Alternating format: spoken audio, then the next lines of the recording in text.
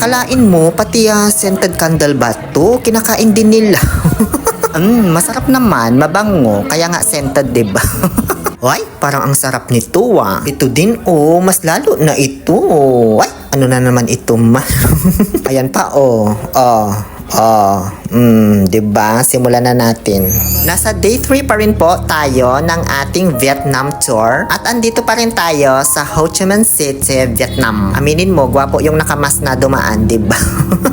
At andito po kami ngayon sa may Marikina Riverside ba ito? Basta sa side ng river. Saigon River pala. Kung saan matatagpuan ang mga naglalakihang cruise ng Calvary.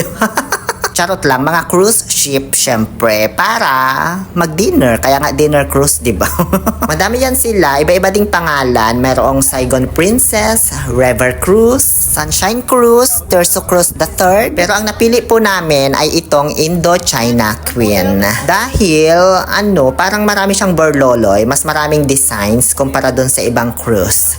Tapos medyo maaga-aga yung dinner nito, nasa 6:45 PM. Magkakaiba din kasi yung time ng pag-alis ng bawat cruise. Kaya nasa sa inyo na yon kung anong oras gusto nyo. Nasa 500k dong ang entrance fee. Around 1,300 pesos din, gano'n. Kasama na lahat except for drinks. Yung buffet pala sa third floor, yung kinuha po naming table para may access kami doon sa rooftop. Medyo mataas nga lang yung bayad dito kumpara doon sa first and second floor nitong cruise. At ganyan po ang itsura ng kanilang dinner area. Ang ganda, napaka-elegante tignan. At sa mga pagkain, grabe, itsura pa lang parang ang sasarap na. Tapos sobrang dami talaga. Ewan ko na lang kung matikman mo ito lahat. Ayan hindi ko na inalam kung ano tawag sa mga yan. Basta titikman ko na lang kung masarapan ako. Ang kilala ko lang kasi talagang pagkain pag ganitong mga sosyal-sosyalan, itong sushi. Ewan ko nga lang kung may padlock din sila dito man. Ngayon, start na po tayong kumain. At syempre, para magmukhang social ka daw sa mga buffet, dapat ang una mo daw kakainin ay soup. Kaya ayan, soup yung inuna ko kahit gutom na ako. Isa sa mga nagustuhan ko dito sa buffet nila, kapag nag-start na yung kainan, hindi siksikan yung mga tao, tapos hindi pila-pila. Kumbaga, smooth lang yung transaction. Tama ba? Kaya nga ayan kahit di ko pa ubos yung soup, nakakuha na ako agad ng second batch. Aba, syempre, dapat mabawi natin yung higit 1,000 pesos na bayad dito.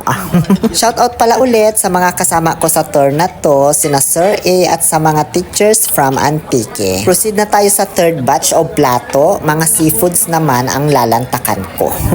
Ang sarap lahat nitong mga seashells. Pero ang pinaka nagustuhan ko sa lahat, itong parang tahong na inihaw. Kaya ayan, kumuha ulit ako ng marami. Proceed naman na tayo sa mga dessert nila. Alam nyo, hindi ko talaga mawari yung itsura nitong mga dessert nila. May mukhang pinagbabara ng atsara. Tapos ito naman parang scented candle na puti. Masarap naman, parang gelatin na taho, ganon. Tapos nakakain din pala yung bulaklak na nilagay nila sa ibabaw. Ito naman parang scented candle din na colorless.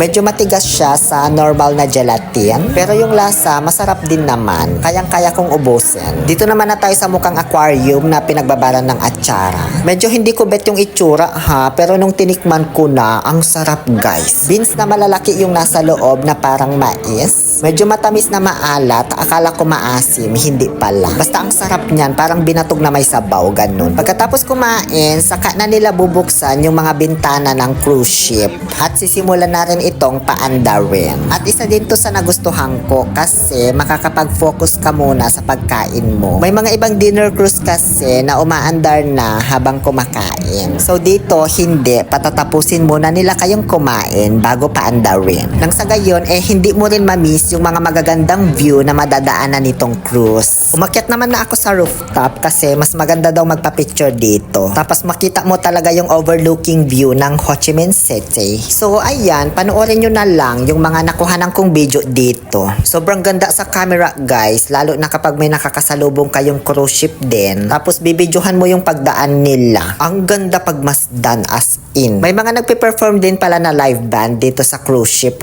Tapos may mga nagbe-belly dancing din, ganon. Hindi ko lang na-videohan at busy ako.